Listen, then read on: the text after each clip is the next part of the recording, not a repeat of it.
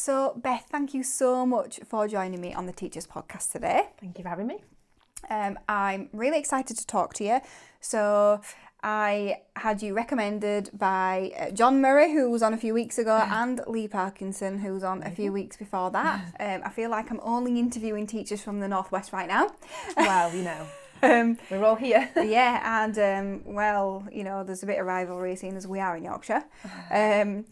So I am going to get to other people in the country, but thank you so much for joining me. I know it's going to be a fantastic interview because we've had a chat last week and everything that you said was really interesting. So I always ask everyone to give me kind of a journey into and throughout teaching, just to kind of prove why you're worth listening to as well. Yeah. So do you want to give me that journey? Yes, no problem. So it was not a direct journey into teaching at all. I went to university to do a law degree. Every intention of becoming a barrister, that was what I was going to do. And I remember in the first year them saying to us, only a third of you will go on to actually practice law. And we all went, no, of course we're going to do it. And actually it's interesting because of all my friends, none of us are practicing law now. So it was true. So in my second year, I got involved with skydiving randomly. Decided then that the club wasn't being run very well. So I sort of took on the club as president and grew it from there. And we went to a new club where we went to skydive, and it was just there really that made me think I really enjoy working with people, and I really enjoy can't imagine it. training people. What, have you ever done one? No, I know, I'm scared of heights. I never want to do one ever. Oh, it is amazing, and I would say everybody should have a go. I did by the end I think I'd done about 250 jumps at that point. And I just love working with people and seeing people develop and overcome these fears and sort of making them realise that they can do it, and it isn't easy, but it's really worth doing. Yeah. And it gave me enough of a doubt over my sort of career direction to think, right, I'm not going to go to law school after because it's really expensive and I need to be sure. So I did a bit of a random thing with my boyfriend at the time, who's now my husband. We decided to apply to an international boarding school in Somerset, where we went to become graduate residential assistants. So we sort of went to work in the boarding houses to do loads of sports activities with the kids. And it was all international kids, so it was students from overseas. And it was there really where I just decided I want to get into some teaching. Now there, because it was an international school, they had subject specialist teachers who did GCSE, but they also had like TESOL type teachers who did a lot of the really intensive English input. So they said to me, right, if you want to go and do the Trinity TESOL, then we'll pay for you to do it, and then you can come and do some teaching. Brilliant. So I did it. And so that was the first major step into teaching at that point, which was followed on by the PGCE and working. I went to Manchester to try and get into a really high EAL sort of school, which I did in Moss Side. So just about the TESOL, how did you find that, given that we never learned anything like that in school? Because I looked into that and it's really hard. It is. I think it was the hardest qualification, and I've done a master's since, and I still think it's the hardest qualification I did, and it was 1 month full time. And I would say if you're looking to do something like that, then to do that one, do one of these like the Trinity, because it's just intense and you just learn so much. And obviously, when we were school age, we didn't do as much grammar as they do now.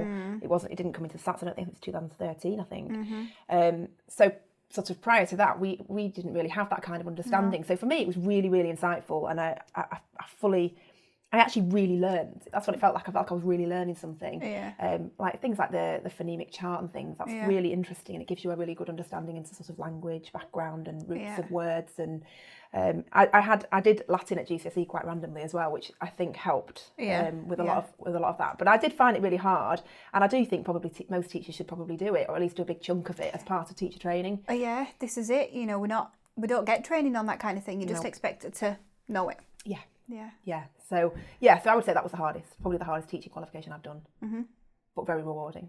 Yeah. So sorry, I broke you off. So you did your TESOL training. Yeah. Went back to the international school, worked there for a couple of years as a teacher, and then I was a house parent there, and then decided, right, I'm going to go and do the PGCE, and chose to do primary. I felt it was quite flexible. It would give me lots of opportunity with different subjects. Wanted to do something focused on EAL, but it doesn't exist, so which I found quite surprising.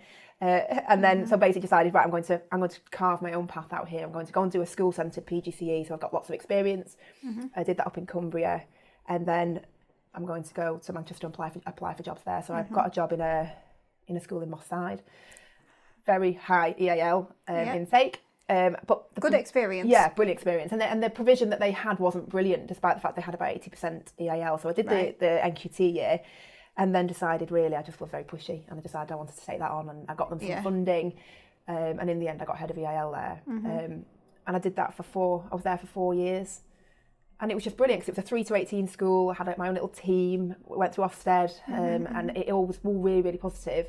In that time, I also had my first child. So then I started doing part-time. Then I got expecting my second child, and it just all became a bit too much. We were living up in Bury, and the commute was too much, really. So at that point, I decided I was not going to go back after having the second one. And that's really the only reason why, at that point, I chose to leave teaching in that regard. I still went back doing sort of supplying things and consultancy work for the council. But yeah, so that brings me sort of pretty much up to last year, really. So what did you do last year? So last year I was doing consultancy, working for the council as like a leading teacher of EAL, and then decided I still can't make this work. I've now got 3 children. It's hard to be there I'm missing things like Christmas plays. I'm always on the minutes trying to get back from, I'll take sometimes go to a school and say, did you finish at 3:15 or 3:30? Because I might be able to make it back. The school that my kids are at doesn't have brilliant wraparound care, so it's not particularly easy for working mums or dads. So I just thought, people keep asking me, what EAL resources can we use? What sites do you recommend? Where can we go to this? And I kept sort of, I couldn't really think of anywhere specific that was specifically, created for that reason, pedagogically sound and, well researched. And I just thought, I can do this. I need to go and do this. It was a big, massive leap around about last March, April time. And I just took 16 weeks off and built websites, built all the resources, and launched the EAL HUB last year on the 1st of July. And so that was it, really. That was like a massive jump into what I was doing. And I gave myself a very strict time frame, because I was like, I'm not working for that period of time. My husband was brilliantly supportive. And he picked up the slack with the kids and the extra work, and it launched in July, and it's just been a roller coaster. Yes. Really good. So July 2018. Yeah. Oh no, I understand completely. Yeah. But that's amazing though, because it can be really difficult to find resources or even understand what kind of resources would be suitable or what would work. Yes, yeah, it isn't. Some things do work that you can get off. There are more sites out there for things like special needs type websites, and some of those resources do work. They just don't all work, and it's there's lots of things that you can do with EAL that they just it wasn't getting tapped into. I felt there was a real gap. Yeah, I do think it's really interesting because I obviously you mentioned on the call about in PGCEs sometimes you only get a few hours, and I actually remember that session. I don't really remember very much, but I remember the EAL session, partly I think because we went to a different room, and the only thing I remember, it was an ICT suite, but we didn't do anything on the computers, so it was very awkward because there was no space, but I remember them talking about it like a tree, where you'd have, I don't know, say the word apple, and then all the different languages would be on that tree. And that's the only thing I can remember about it. But can I say that that's helped me? No, because that's all I know. It is, I have to say, even now, so I did my training 12 years ago. And even now, fast forward 12 years, and you look at the kind of intake we're getting in schools now, and the number of schools with EAL pupils is massive. And yet we're still not really training our teachers to teach. No. And we're getting schools who have an influx of students come in and they're just flummoxed and they don't know what to do. They're like, well, where do we begin? What should we do? What is the best practice now?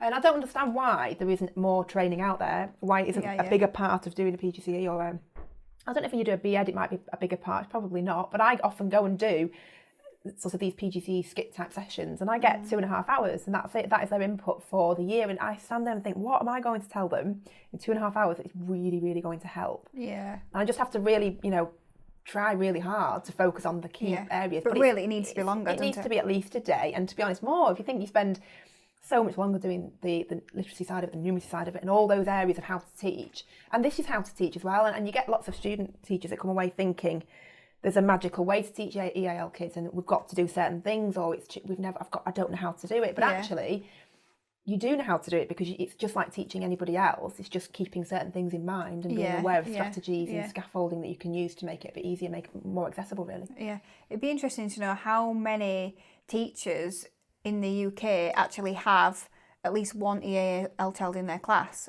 because it kind of sort of throw out there how important it is, I guess. Yeah, the need really.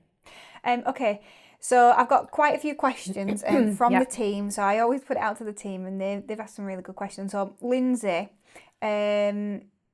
she wants to know how much adult support should be given to EAL students. Okay, so really as much as they need is the answer. So all EAL students are different. You can't say that we've got an EAL student and they're like that EAL student. You know, it might be, it's very dependent on your classroom. How many other students do you have that maybe speak that language? How many other EAL students do you have? What is the need of that child? What's their background? How long have they been in the country for? Really, it is very much about the child. And so don't assume just because you've got an EAL child come in that they're going to be a refugee with a horrible background. It might be that they've come in, mum and dad have come to work in the NHS, and we've picked up this child from Pakistan, and they've come to work, and they've got a really good experience of education, and those children probably need less adult support. So really, it's sort of like thinking about the children in general in a classroom situation. You have children that are more needy than others and need more support. Adult support is not the only way with the EAL children. So it's thinking about what is the best way to support them. Is it with a peer? Is it with some form of scaffolding with, you know, in regards to differentiation? Is it with an adult? Is it in an intervention? So it's really thinking about what level is that child at? What is their level of need at this time? And how much English do they already know? Because, you know, they don't all come with nothing. With exactly. nothing. And often they do come with more, and they might just be, it might just be that they're very shy and that they've uprooted and they've left all their friends behind and they don't want to speak. And that's fair enough. You know, if I got uprooted and got plonked into a classroom in Russia or China, I might not want to speak for a while either. Yeah. So, and I guess it depends as well. I mean, obviously your example was, you know, they might have come from Pakistan. Well, I guess, you know, there will be situations where that's happened, and there might be other children in the class that actually can speak, you know, so actually whatever language they're speaking. The best support could be that they are buddied up with a peer, and I'm going to talk later on about using the first language, but using first language is fine, and teachers are afraid of it sometimes and feel like that they need to sort of stop that and say, no, we need, you know, we speak English, and it is absolutely fine for them to use the first language. We should celebrate that language, and they need to keep using it. Thank you. Right, okay. So Lindsay again. So she says, as we all know, children are amazing at picking up other languages, and they also tend to pick things up much quicker through their peers. How could that be rolled out in the classroom, sort of learning from others? Generally, it's thinking about how to group EAL children is important. So it's different between primary and secondary. Often you find in secondary that unfortunately EAL children tend to get put in lower sets, and it just seems to happen time and time again. They go into lower sets, and they might have other children in there with other additional needs. They might have children in their behavioural difficulties, and then it's really hard for them to find a good role model of English. So in those situations, you know, you've got to try and sort of, you do want them to use their peers just support them, but it's finding children that are going to be able to do that. In primary, sometimes it's easier because you have your sort of slightly more able group, and you have it's best to put the EAL children in there. Then they can sort of scaffold each other and they work from there. Again, also using they play. Can see what they're aiming for. Yes, and they can see and they can say, right, this is a good model of what I need to do. This is where I'm going to aim. They're hearing the language that's often, you know, and often you get these children that speak really well, and then they can pick that up. But also bringing in more role play, more speaking, listening to lessons. You know, I've been to primary classrooms, and even in year 5 where they've still got a role play area because they've got a lot of EAL students, and it's really useful for them to change that around, almost like in early years, and they create situations where they can go and, you know, ask questions as though they were in a shop situation, or they can ask questions, and it's things they're going to come across day after day in real life. And I think sometimes schools are afraid that things are going to be too babyish or too young, but if that's what the students need, it's what the students need, and like you said, they pick it up from each other and in play. That's really interesting, because actually we're actually looking at more continuous provision, and possibly scaling that up. So, you know, there's another example of where it could be used in Key Stage 2 for EAL students. Definitely. I'll be passing that on because they will love that, and they will be listening anyway. Okay, another question from Lindsay. I feel like she's monopolised the questions. She's obviously she's interested. She did good ones. So how could we, as you know, Classroom Secrets, support EAL? It's a tricky one. I think EAL is a kind of a specialism. So it is a specialism, and it's fairly niche, which is why you don't have very many EAL type resource sites out there because they tend to be tagged onto other things. And I think sometimes when they are tagged onto other things, it's not quite as well researched and pedagogically sound. So I think that either you need to get an EAL specialist in to help work with you to think about, you know, what's best practice, what should we be doing, how can we support, or signpost towards sites that already do it. So I just think in general, either do it properly and get somebody in to do it for you, and somebody who can tell you, you know, exactly what needs to be done, do the research, do the background, or it sometimes gets tagged on and it makes it difficult, I think. But generally, lots of picture resources as well, lots of flashcards and that kind of thing. And I also think there's the specialist things, but then, like you said before, there are other things that just work as well. And and there will be loads of resources you already have that do work. And that's the interesting thing actually about EAL Hub, is that we have a lot of resources on there, which obviously the primary focus of the EAL. We have loads of people come to us now and say, we're using it for children with additional needs. We're using it for children who've got poor vocabulary, who are, you know, British children in perhaps deprived areas, and they're using it for that reason as well. So those resources are quite universal in that sense. I think in some ways it's not necessarily about the resources, it's about who's delivering it. So it's a difficult one. Okay, so Atifa says, what strategies and interventions can be put in place to support EAL children to work independently? Okay, so if you want them to work independently, then you have to give them the resources to do that. So if you imagine that you were going to another country, say you were learning some French and you were in a French classroom and they wanted you to do an activity, then think about what would be useful for you in order to succeed in that activity. So thinking about kind of topic maths, thinking about flashcards, thinking about images, but also before you get to that point where you want them to work independently, thinking about really good pre-teaching, thinking about really good input. So obviously if we're wanting them to work independently, we need to get them to that point where they can work independently. And once they're at that point, we need to give them the resources they need to not have to keep asking or to not be, you know, not sure. So bilingual dictionaries are useful, flashcards, topic maths, images, lots of things to basically break down what it is that you're looking at and allow them to go, right, I've got all these things in front of me, I'm going to, you know, I can do it from this point forward. And again, lots of modelling from the teacher prior to the independent work. And I guess really, you know, that pre-teaching is useful for everybody, isn't it? Yeah. Even though you're absolutely, you're targeting specific parts to your EAL students. So Jade says, let's find it here. So what strategies and interventions can be used to improve writing and reading of EAL children who are more advanced in the acquisition of English?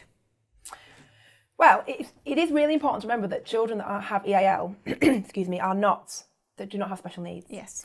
So children that are doing well generally can do what everybody else is doing. So in that regard, it's thinking if they're making really good progress, then move them along with everybody else. Keep them in the lessons, make sure that they're in the top groups, make sure that they're able to make that rapid progress. I think in regards to reading and writing, I'm a massive advocate of picture books. So I always think that they should use picture books all the way through primary and into secondary. I've used them with secondary groups in Key Stage 3 because picture books are amazing because they have really good language, really good images to support, and then they also have the whole of a story so that, you know, an EAL learner can see how a character moves up and down. They can see the different tension in the book. They can see a whole complete story in a short period of time. So I say, you know, use picture books as a really good model of what writing should look like. So they get the opportunity to read, they get the opportunity to write, and then obviously that then builds on comprehension as well.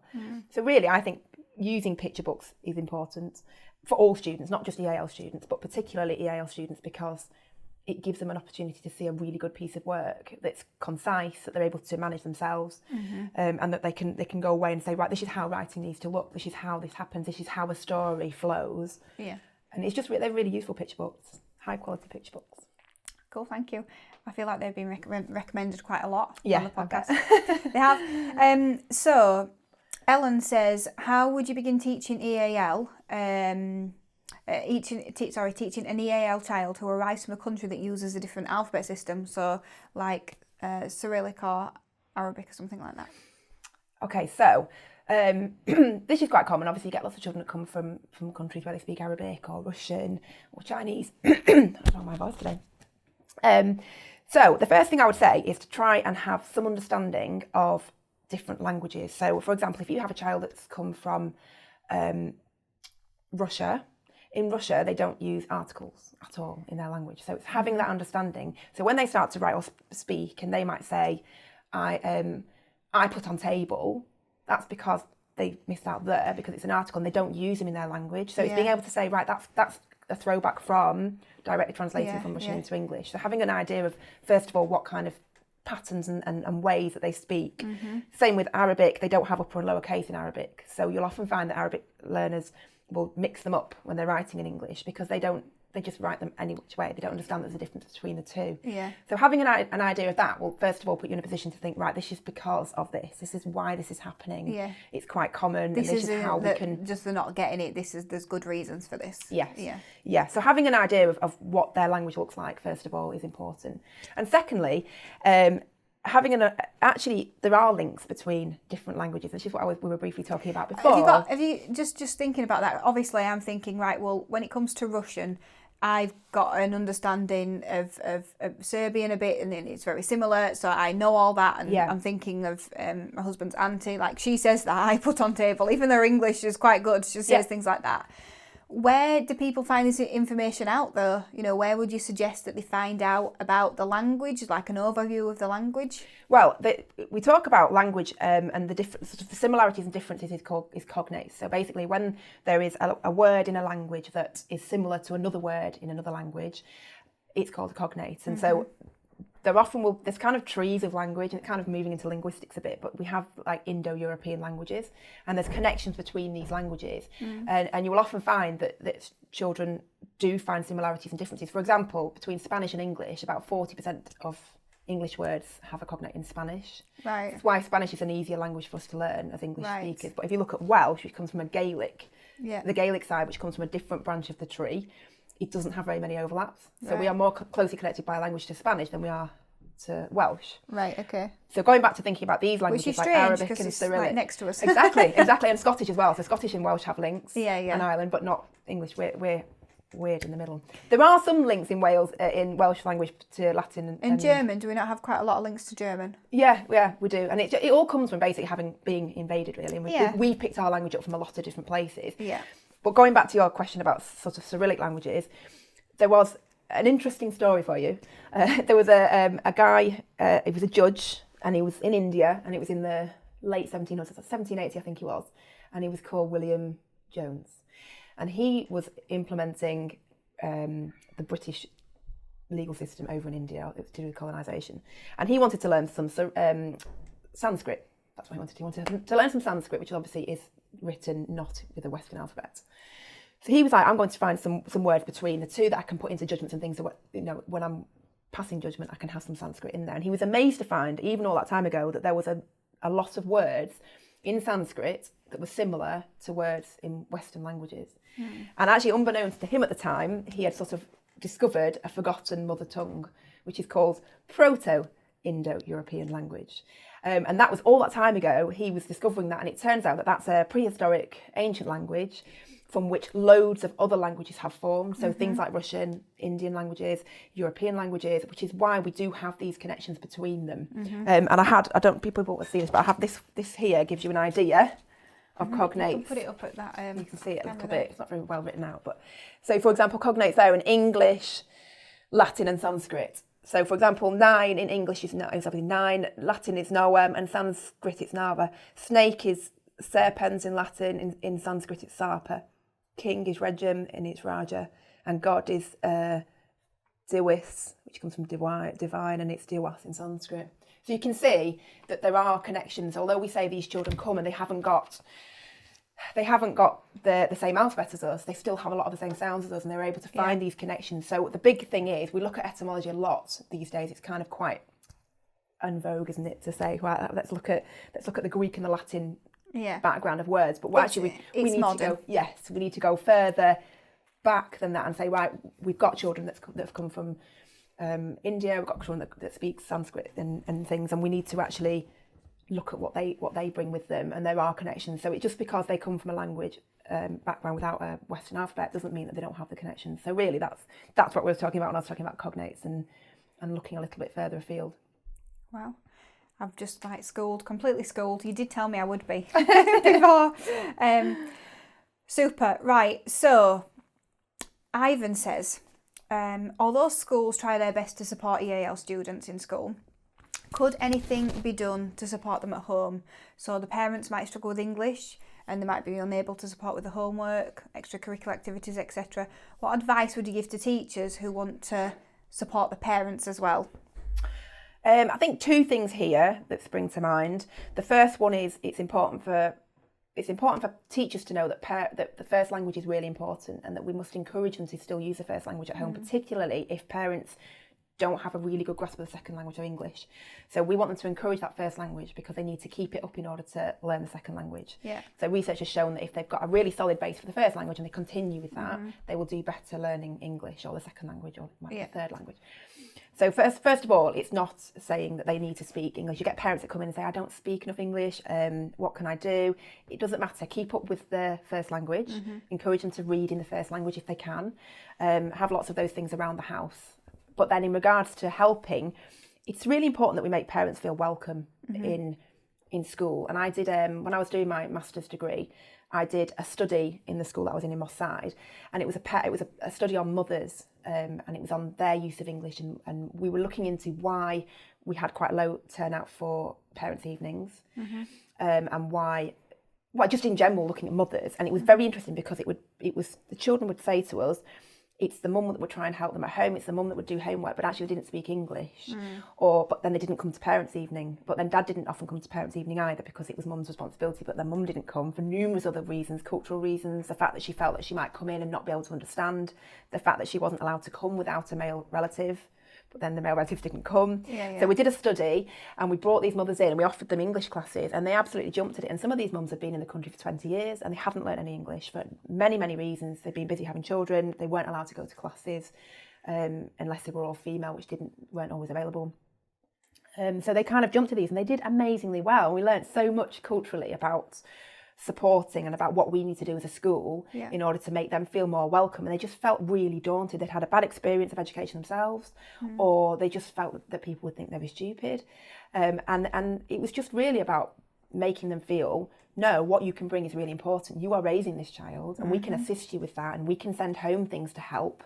You know, for example, reading is not always, doing reading folders and writing in the book is not always sort of something that parents understand what to do in regards to that. So we send home like a sheet that says what they need to do, and it's got images on it, and we talk about how you sit together with your child and you do the reading the best you can. And you know, we would like you to write in the book if you can, or you can just put, you know, a tick. Or an explanation of what you have to really. do. If they can't write, my child read really well, then just tick, and then basically we know as teachers that you've sat and you've tried to read with your child, and that's enough. That is all. That is enough, and it's getting them to understand that that's okay as long as they're sort of trying to support. We'd rather that than nothing. Nothing, and we can't expect them to know what we want them to do without, you know, giving them some idea. Without telling them first. Another thing as well is, one other thing is, I've been to lots of schools where they just invite parents in for different reasons. It might be for toddler groups, it might be for, they do sometimes have parenting classes, it might be for ICT classes or English classes, and it's just finding ways to see whether we could bring the community in. And once you sort of make them feel really valued, you know, do a language of the month, invite parents into it to enjoy that and celebrate that language. And also, I guess it educates you as a member of staff as well, because sometimes you might not really be aware of, you know, how much English your parent might know, and I guess that would help you understand, really. Understand why perhaps homework's not getting done, or why, you know, loads of things. It came to light, you know, some of our children were doing very late night classes. It came to light that they were doing weekend classes in mosque school and things, and we were like, oh, that makes sense why they're not getting time to get the other work done, or they're tired, or, you know, different things are happening. And it's just being very culturally aware of different things that go on in these children's lives. It's not like, it's not necessarily the same as everybody else who goes home and sits down and does the work. It's actually sometimes a real struggle for these kids, and for the parents as well. It's really hard because they don't feel they can support. So I think really educating the parents where you can, giving them everything they need to try and support their children, and just setting them up really to succeed rather than to fail, really. Thank you. Okay, so Jade has said, just making sure. So how much should schools and teachers try to translate work or text or information from lessons into a pupil's first language? So she's worked abroad, and she says the SLT and EAL teachers had very different views as to how beneficial it was to translate into their own language. I think it depends how you're translating. So Google Translate. Google Translate is generally not very good, and you often will see people, in these sort of social media groups who say, what can I do? And everyone goes, use Google Translate, and it has its place sometimes, maybe one word translation or, but it really is not brilliant. I guess it's fine if you're an adult and you really understand how that should be presented, but when you're a child and you're still learning how that language should be presented, and then it's all in a different order. Exactly, and also just it's wrong. Sometimes it's just wrong, and I've seen the most hilarious Google Translates, and you just think, I hope they didn't see that, because sometimes, or I've seen teachers who've typed it on the board and then it's come up with something and the kids are all laughing and they're like, this is really wrong, it's not right, it's just not right.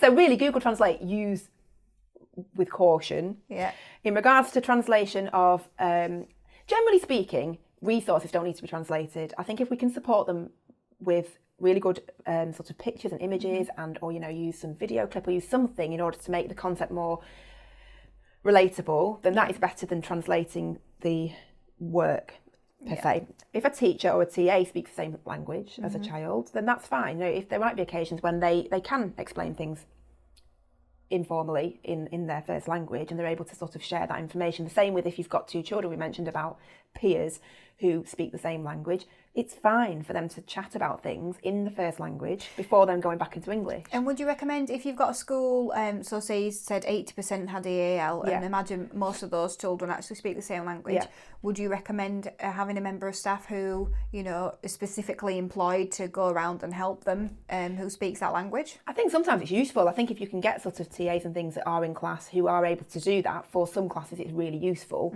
I think sometimes you've got to be careful that the children don't become reliant on it and rather than sort of they know that somebody's there and they just ask them all the time. It's fine to use the first language, but obviously we are encouraging them to grow and develop the second English, language. It's useful as well for schools to have somebody like that for translation at things like parents' evenings. Those sorts of events are really useful.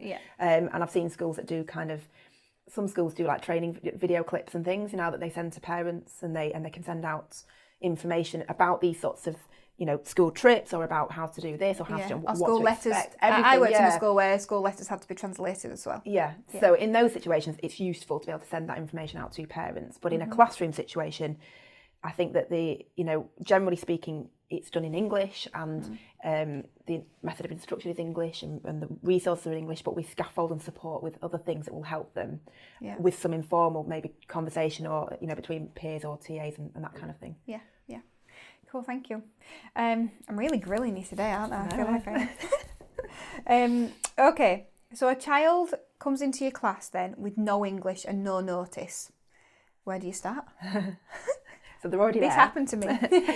I think if you turn up on a Monday morning and they are literally in the school playground and they're about to come in, there's very little that you can do at that point other than make them feel extremely welcome and try and, this child, you don't know where they've come from, you don't know what situation they're in from a sort of mental health point of view, and the only thing you can do is be very welcoming and try and find them a buddy system, try and get a buddy in place as quickly as possible. You can find somebody that speaks the same first language, brilliant. If you can't, get a couple of buddies. It's always better to have two than one because it's actually quite a big ask for a child to be a buddy for somebody who doesn't speak very much English, because it's frustrating sometimes and it's tiring. So have a couple so that they can sort of and share. also they can feel like they can't have their own break times and things. Exactly, because they can't necessarily with their own friends because their friends they're looking after that person. So a couple of buddies is useful. So the very first day really it's about meeting basic needs and thinking thinking about Maslow's hierarchy of needs a bit, thinking about the bottom level. A child is not going to do anything or settle at all unless their basic needs are met. So is there a way for them to explain they need a toilet, or they don't feel well, or they're hungry, or they're thirsty? Is there a way to get those things across in the very immediate beginning? Now, you might not be able to get basic needs cards out that quickly, but thinking about that child's needs, really, if they're not able to express themselves. Moving forward, obviously after day one, that evening after they've gone, there's loads of things you can get in place at that point. So you can think about the basic needs cards. You can think about giving them the tour of the school, and sometimes children do the best tours because they show them that's the cupboard we're not allowed to go in, and that's where so and so sits, and it's really useful because they give the kids lots of different ideas. And a nice idea is a photo tour as well, so you can get them to take pictures as they go around. And then they stick them onto like a photo tour sheet, which they can take home, and they can write together different bits about what's parts of the school. making sure that their language is valued. So say they are an Arabic speaker, try and get some bits and pieces printed out for the classroom, try and make them think, okay, this isn't totally alien. Yeah. If you went to a Chinese classroom and you saw a little bit of English on the wall, you might think, oh, you know, it calms me a little bit. You know, they know that I don't speak this language. And in fact, you're completely right. I think I mentioned this on the phone, but when obviously we went to Serbia a few months ago, when I went previously, which was 6 years ago, I kind of learned a little bit of it. And I appreciate it when they've written it in Latin, because often it's not. It's in Cyrillic, and if you can't remember what the different sounds are for the letters, then you actually can't read it at all. No. Whereas, you know, if the bakery is in Latin, then I can read it and I know that's what it is. Yes. It's very... It's unnerving, isn't it, when you can't... It's very reassuring. Yeah. Yeah. So when you've got that and you can see that, and it just makes that child think, kind of like they know what I do speak. They know that that's my language, and you know it's important that that's there. But also thinking about, just because does a child have no English? That's another question to ask. Do we know that for sure? Have we got any information about what their background? Have we got any information about the previous educational sort of setup? Have they had any schooling? It could be that this child's come on, for example, the Gateway programme, which is the one for very vulnerable children. And it might be that they've come from a refugee camp. It might be that they've lost family members. It might be the very last thing that they're thinking about is learning English. So those children, it's literally about nurturing, and it's about making them feel you're okay, you're here, you're safe, you know, this is a good place to be. If you've got a child that's come from, like we mentioned about perhaps the child of a doctor that's come across to work in the NHS, well, they might have had a really extensive education and they might have no worries about going to a school classroom, and they totally understand the setup, and they will need less of that nurturing and more. We're getting into learning now, and we're getting into, and it could be that they actually have more English. Do you feel there's quite a big difference between the children who have had formal education already, even if they don't have any English, in comparison to those that have had no formal education at all? Yeah, because it's just an understanding of this is, you know, if you haven't had any education before, and then to go and sit in a classroom. So imagine, for example, our children when they go into reception. If you actually put them into a year 3 classroom on that first day, they'd be like, well, I want to get up and walk about. I don't want to sit here. I don't understand. And for that, then it's another alien thing on top of the fact that they possibly, if they've had no education, they've probably had some trauma. Yeah. And it's just too much. It's like overload. So it's thinking about that sort of Maslow's hierarchy. We've got to make sure the bottom is done, because without that, they can't learn. And where they don't even have that understanding in their own language, they just don't. Exactly. So and again, important to think about how do they do in the first language. So if a child has come and if parents have said they do very well in the first language, been doing well in school, you know, this is their favourite subject, this is what they like, find out about likes and interests, then you can tap into all of that, and then you've got something to go on. If you've got a child that's come and hasn't had any formal schooling, or perhaps had an hour every week in a refugee camp, which we do have, then it's a totally different situation. And in those situations, you're thinking more about mental health, and you're thinking about involving, you know, other strategies. Yeah. How would you sort of tackle that if a child has had, say they're in year 3, they've had no formal schooling, really they would be better suited to sort of being in a reception class. How do you cater for that in your classroom? I think it's, again, we mentioned a little bit, didn't we, about bringing some of the earlier stuff into the classroom. So it's about having that really, and thinking, what could we bring in that they might be able to use, that they might be able to be drawn towards, and it could just be that it's some Duplo, you know what I mean? So they might be able to say, right, when they're learning and they're sitting in the classroom and it's fine, but they need some time out. They need to go and they know they can go and do something over there, an area that's a quiet space that they can go and sit in, because we've got to remember that it's also processing. They're processing the language, even if they're not speaking very much. They could be in that silent phase. They need to be able to process that language. Yeah, I suppose it's like I've got, I think she's maybe 15 months tomorrow, and it's the same thing, isn't it? She's processing that language, she's learning it just by being around it, and I guess it's the same thing, isn't it? Absolutely, just in older children. Yeah, just need to be listening to it. Yeah, I've got a nephew who is coming up for 2, and he has developed a bit of a stutter, but actually it's because he's learned so many new words and his brain can't keep up. So he's trying to process all the new language, and it's very common in children like 2 and 3 that they think more quickly than they can speak, and then they kind of fall over the words a little bit, and it's very, very common. And so if you imagine that we have to see these children, although they don't have additional needs in regards to special needs, they are like a toddler in that regard, so they're learning the language, and we have to see them going through that process and making those mistakes. But they're like, how do we teach our toddlers to speak? Well, a lot of it they pick up. Yes. And then we start using, cards and flashcards and picture books, and we point things out. And it's the same process. And it's thinking, right, well, let's get some picture books. Let's get some dual language books. Let's get something that is going to help them be able to pick that up. I guess sometimes we, with babies, we accept, don't we, that they're just going to pick it up as time goes on. But sometimes with a 7-year-old, we kind of expect, well, why haven't you learnt it yet? Yeah. So it's thinking again about tiers of language. So that's Isabel Beck's research on the tiers of vocabulary. So, you've got your tier 1 and tier 2 and tier 3 words. And so, in regards to tier 1 words, they're the words that babies pick up and children pick up, and you just pick, things like love and play and ball. And then you've got tier 3 words, which are the very technical words in subjects, so things that you get in GCSE and things, or very scientific type words that you get in topic work. And then you've got tier 2 words, which is all the words that are the most academic words. So those are the words that we need to make sure we're teaching to our EAL learners and our non-EAL learners as well. It is everybody's responsibility to teach language and to teach those words. And it's the tier 2 ones that often get neglected, because we'll have our working war with our topic words and all our, canopic jar and all that kind of thing. And we'll have we don't need to teach tier 1 words, they get them in the playground. But it's those tier 2 words in the middle, and we have to think, right, we need to actually to teach these words, and that's the words you can kind of look at the etymology behind them. Are there links between the languages that children are speaking? And it's really interesting to kind of drill into those words. And that's why it's so important to read books as well. Yes. To find those words. Because there are loads of the tier 2 words, even in picture books, loads. Yeah. Okay, thank you. Would you ever go back into teaching? I would never say no. I enjoyed teaching, and I had a varied teaching career, because obviously I've taught in primary and secondary, independent school, state sector, boarding school. So I have a very varied sort of experience of working in schools, and I really enjoyed certain parts of it. There's certain things I think actually I would probably go back and do that, or I might go and do that. I am enjoying the flexibility I've got now, and I'm enjoying the creativity of having my own sort of business and being able to get my thoughts out onto paper and think, I can do this, I'm going to create this. And using your experience as well. Yeah, I guess, so it's a lot of years of experience of putting things down and saying, right, this is what I want to do, this is really brilliant. And I can pick the kids up and I can drop them off at school. And so for me at this moment in time, in my stage of life with 3 very young children, no, I wouldn't go back. But in the future, I don't know, maybe.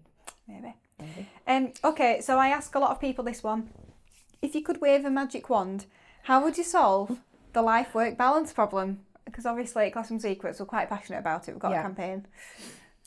I've always said, and I still stand by this, it's a little saying, one day PPA. And I really think that there should be one day of PPA. I think all teachers should get it, not just NQTs. I think that it's important to be able to have enough time to prepare so that you're not going home and having to do things at night time, or you can claim back some of your Sunday. Yeah. You're not thinking, I've had my Sunday lunch, I've got to sit down now. Even if you could just do the planning in one day and you had to worry about the books, that would be more manageable, wouldn't it? Yeah, and as well, I think that schools should allow teachers to take their PPA at home. Yeah. I've worked in both schools of both types where you were allowed to go home and you weren't allowed to go home. And I think that we are professionals, and we should be able to be trusted to say, right, I have this amount of work to do, I'm going to go home and do it. Or actually I'm quite on top of things and I'm going to go to the shop for an hour and that's fine. I think that PPA time should be seen as you time as well, being able to sort of think about looking after yourself and well-being. Because even if you went to the shop for an hour, or if you had an appointment in that time, everybody knows you're going to do that work on a Sunday as well. Exactly. And you're going to do it every evening. Exactly. And I used to have, when I was working at the school in Manchester, people never really liked it, but I used to get in really early. So I used to come in, I used to have to be in by 7, but then I used to literally go home pretty much at the end of the bell because I was trying to miss the traffic and I was going home to the kids. And you could still hear the people sort of a little bit of a tut as I went out the door at that time. But I'd been in an hour and a half before them in the morning. And I knew I'd get the work done when the kids were in bed that evening. And so I think flexibility and being able to say, right, you have to be able to cater for your own children as well. Exactly. But you see so many schools now, I see it on social media and people say, what time are you allowed You're not allowed to leave till 6? Yeah. And you just think, well, that is not child friendly. Oh, yeah. We are either professionals or we're not. So I'd sort of say, well, don't expect me to work on a Sunday then either. Exactly, because I've got my kids, and so that's mine. One day PPA. Yeah. That's what I've always said. I'm with you because I actually one of my things I think would solve it. And to be fair, I don't think we're ever going to afford it, but I actually think it'd be really nice to have 2 teachers per class, where maybe they take it in turns. I don't know, but one teacher maybe does the mornings and one teacher does the afternoons. It would be amazing. I think that's what you need in order to have time to mark. And, you know, and I'm not talking about doing a 9 till 3 either. No. I think it's sensible to expect an 8-4, but I actually think you need that much time. Yeah, need because double the amount of we time. do an 8-4, but then teachers go home and work in the evenings and they work on Sundays. And you need double the amount of time. It amazes me how much traffic I get on my website on a Sunday. It's the busiest day of the week. It makes me sad as well, because I think all those people are sitting there clearly planning or panicking about the next day and have got that Monday morning blues feeling, and they're thinking, I need to find something. And that's what we need to try and sort of combat, really. I think it's important that teachers have enough time in the week to go to an appointment, to do the planning and marking, to, you know, just actually think about well-being for themselves, as well as, you know, we have that 2.5 hours, that's all you get in PPA. You literally cram everything you can into that time. Yeah, and when you're in school, sometimes, or even if it's a shared PPA room and somebody's talking, well, what is the point? I used to find myself talking. I was always that person with a brew, would be like, chatting about something. And then Which is why you wanted to do it at home. Yeah, I'd go home, I'd get it done, and what I could do at home in an hour, is much more than I could do in school in 2 hours, and that's what I found. Yeah. So yeah, I just think giving more time, think about well-being. Yeah, I agree. I think the answer is time as well. Who was your favourite teacher and why? Well, this is a funny one because I actually didn't go to school. Oh, which is a new one for you. I was taught at home. I was home educated until I was through high school, through GCSEs. I went to college after that. So yeah, a bit of a random one. My dad was a head teacher. He just didn't really massively like the way education was going, even all that time ago. I think he foresaw lots that was coming. Yeah. And he just decided, no, we're going to do it this way. And we were some of the early pioneers, really, of home education. It's much more popular now. I think it's much more common now. And sometimes people look at you and go, well, aren't you a bit weird? And it's like, well, you decide, you know. I don't know.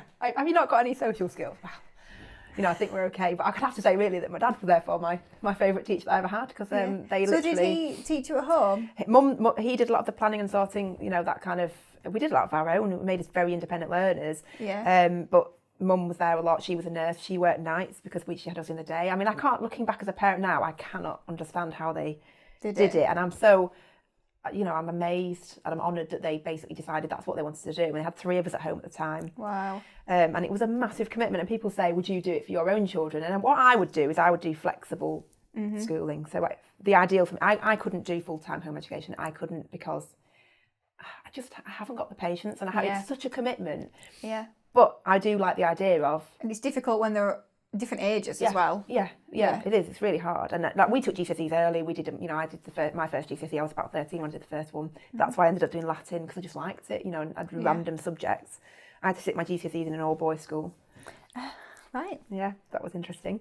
So yeah, I think for me, I would do flexible schooling for my kids if it was an option. They could go into school for 3 days and have 2 days where I taught them, and it was a lot more forest school stuff, a lot more outdoor. I'm very keen on outdoor learning, outdoor education and things, but it's not an option. So yeah, so for me, it's a bit of a random question and a bit of a random, there you go. Yeah, I'm really pleased that I asked you that now, because really insightful. My husband did say to me this morning, are you actually going to tell me? Like, yeah.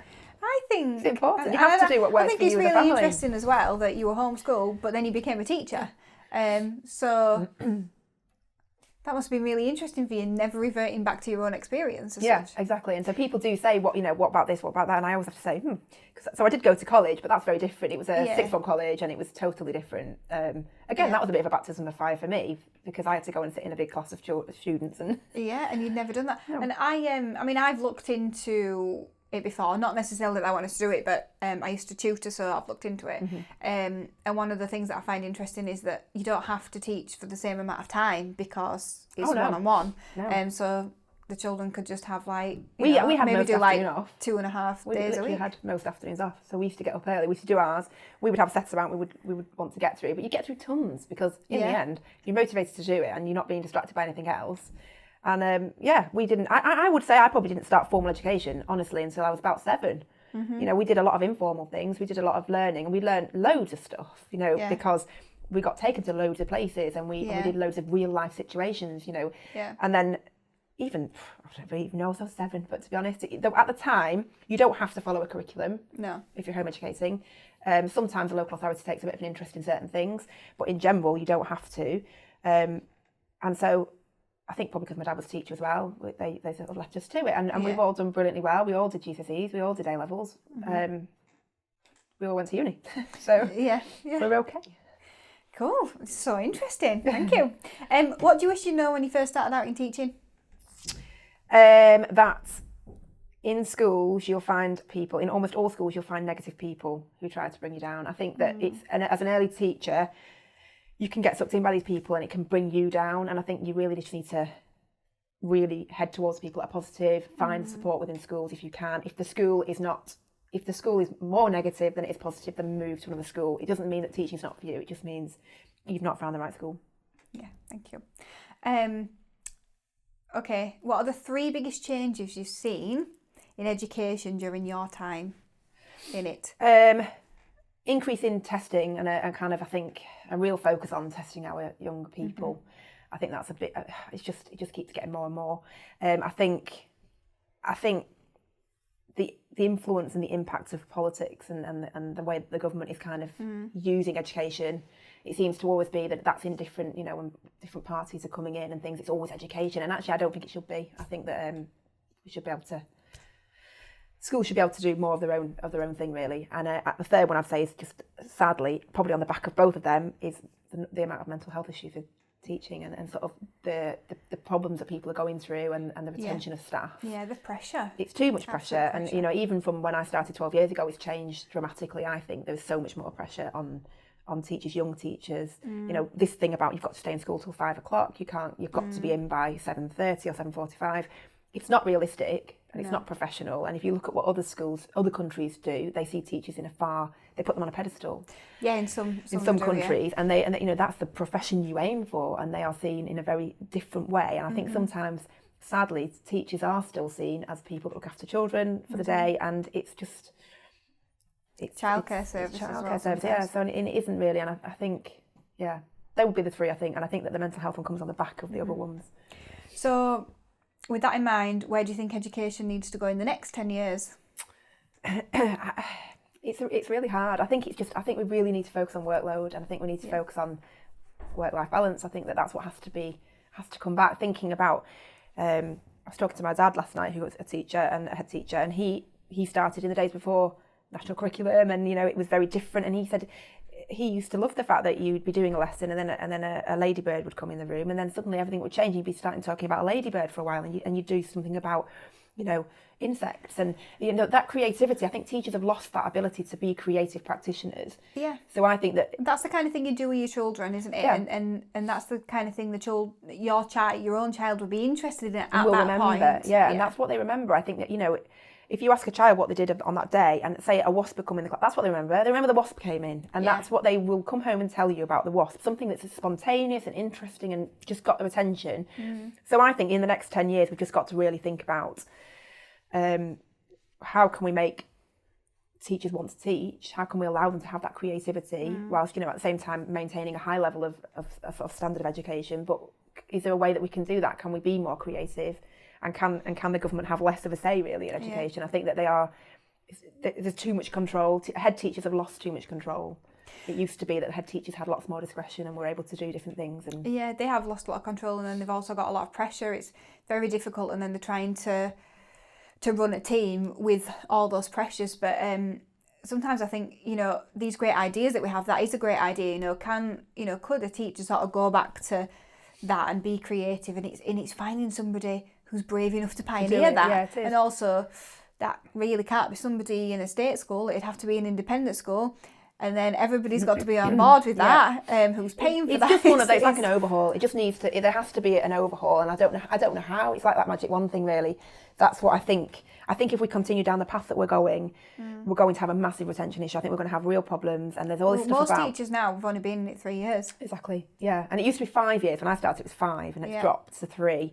Yeah. And it's just unbelievable how many people you see on social media saying, "What? Those of you that have left teaching, what are you doing now?" And it just depresses me. I think all the time. In fact, we were on the same post of that. We were both saying that we'd done something different, but it is. I think it gives people hope, but at the same time, I'd like to think that it was a good profession to be in, and that we're not trying to say, right, we'll give we'll give them £30,000 for NQTs. Throw money at it is not going to make it a nice place to be. No, and it's not going to, even if you throw money at it at the beginning, it's not going to see you through. It's not going to mean that you can stay longer. Yeah. The money's not going to do anything. And also, I think on those threads, like you obviously put about EAL Hub, and and I said about educational publishing, and as much as that might give them hope, does it really? Because it's actually really hard, and you basically don't take a salary for a long time. No. And actually that's not a viable option for a lot of people. No. So as much as we can write that on, it's not really a viable thing. No. And I'd like to see, and I used to say this before I even started Classroom Secrets, I'd like to see there's some kind of, we shouldn't really be encouraging teachers to leave teaching, but I also want to rescue them. Yeah. Knowing their experience, and I feel like I left before it was as bad as it is now.